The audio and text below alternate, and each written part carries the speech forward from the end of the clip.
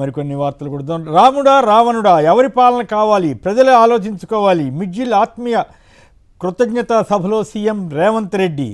పాపాల భైరవుడు రావాలి రావాలి అని కొడుకు అల్లుడు తిరుగుతున్నారు, వీళ్ళెందుకు మళ్ళీ రావాలి, ఏ అన్యాయం చేసిందని ప్రజాప్రభుత్వం పోవాలని కూడా రేవంత్ రెడ్డి గారు అన్నారు. ఒకటినే జీతం తూచ్. పలు ప్రభుత్వ శాఖల్లో అవుట్సోర్సింగ్ కాంట్రాక్ట్ ఉద్యోగులకు అందని వేతనాలు తెలంగాణలో కూడా. కేసీఆర్పై కక్షతోనే రైతుల గోస. 60,000 మంది రైతులతో గేట్లు తెలుస్తూ ఉంటూ కన్నెపల్లి రిజర్వాయర్ దగ్గరికి గోదావరి నది మీద కేటీఆర్ గారు వాళ్ళ బృందం వెళ్ళి చూసొచ్చారు. తర్వాత ఉల్టాచోర్ కొత్వాల్కో డాంటే అంటూ కేటీఆర్ ధోరణి ఆ విధంగా ఉందని మంత్రి ఉత్తమ్ కుమార్ రెడ్డి, అసలు చేసిందే మీరు, ఇదంతా మళ్ళీ ఇప్పుడు వెళ్తే ఇవన్నీ చేస్తారా అని వారు ఉత్తమ్ కుమార్ రెడ్డి గారు మండిపడ్డారు.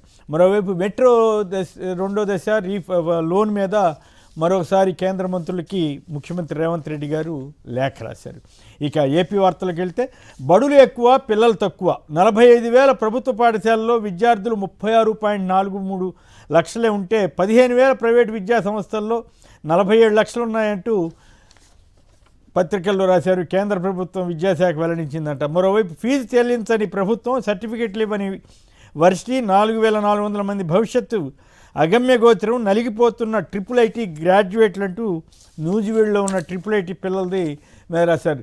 రైతుల ఆత్మహత్యల్లో ఏపీది 3వ స్థానం. ఏఐకేఎస్ జాతీయ ప్రధాన కార్యదర్శి విజు కృష్ణన్ వ్యాఖ్య. జర్నలిస్ట్ కేవీఆర్ భార్య విజయలక్ష్మిపై కూడా కేసు పెట్టారట బొబ్బిల్ దగ్గర. ఎక్కడో తీరని డోలీ కష్టాలు. గర్భిణిని 2 కిలోమీటర్లు మోసుకెళ్లిన కుటుంబ సభ్యులు అల్లూరు సీతారామరాజు జిల్లాలో గిరిజన ప్రాంతంలో. ఈ తఫా ఎమ్మెల్యేగా పోటీ చేయడమే నా జీవితంలో పెద్ద తప్పు. రోషయ్య విగ్రహావిష్కరణ సభలో అవినిగడ్డ ఎమ్మెల్యే మండలి బుద్ధప్రసాద్ వ్యాఖ్య. రిలయన్స్ భాగస్వామ్యంతో ఐఎస్ఏ మదనపల్లి దగ్గర ఇండియన్ స్కూల్ ఆఫ్ అగ్రికల్చర్ అని చెప్పి ఇన్స్టిట్యూట్ తీసుకొస్తామని చంద్రబాబు గారు చెబుతున్నారు. ఓకే, మంచిదే. కరువు సీమకు పరిశ్రమలు క్యూ కట్టాయని ఎల్లో మీడియా రాస్తుంది. మంచిదే, నిజంగా వస్తే సంతోషమే. కానీ మరి వీళ్ళు అతిగా చేసి ప్రచారం కోసమే చేస్తే మాత్రం అది అన్యాయం అవుతుంది.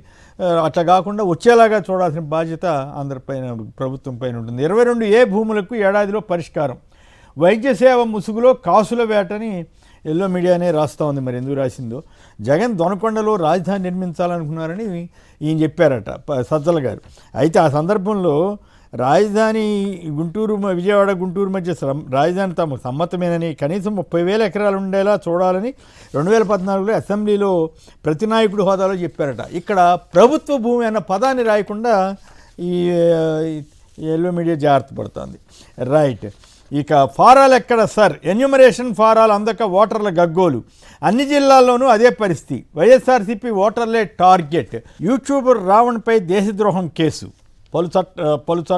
ఉపా చట్టంతో సహా పలు సెక్షన్ల కింద కేసు నమోదు.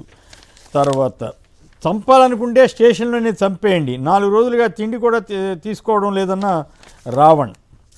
ప్రశ్నించడాన్ని తట్టుకోలేకపోతే మమ్మల్ని చంపేయండి, చంద్రబాబు సర్కారును నిలదీసిన యూట్యూబర్ రావణ్ భార్య అనూష. నక్కపల్లి పోలీస్ స్టేషన్ వద్ద జనసేన అరాచకం. రావణ్ వరుస అరెస్టులు, నిర్బంధం రాజ్యాంగ విరుద్ధం, హైకోర్టులో పిటిషన్. రాష్ట్రంలో లా అండ్ ఆర్డర్ ఫెయిల్. మాజీ మంత్రి పేరు నాని మండిపాటు. రావణ్ను చంపేందుకు కుట్ర జరుగుతోందన్న జడా శ్రావణ్. ఇక దుర్గేష్ గారు, ప్రకాష్ రాజ్ రావణులతో ఏదో తాడేపల్లి ఏదో చేసిందని చెప్పి తాడేపల్లి ప్యాలెస్ అంటూ మధ్యలో జగన్ గారి ఇది కూడా తీసుకొచ్చి ఏదో ఆరోపణ చేయడానికి ప్రయత్నం, దాని మీద ఇదంతా కల్పిత వీడియో అని చెప్పి ప్రకాష్ రాజ్ గారు మండిపడ్డారు. అలాగే జడ శ్రావణ్ గారు కూడా ఇట్లాంటివి చేస్తే అట్లా దుర్మార్గం కదా అని వారు కూడా అన్నారు.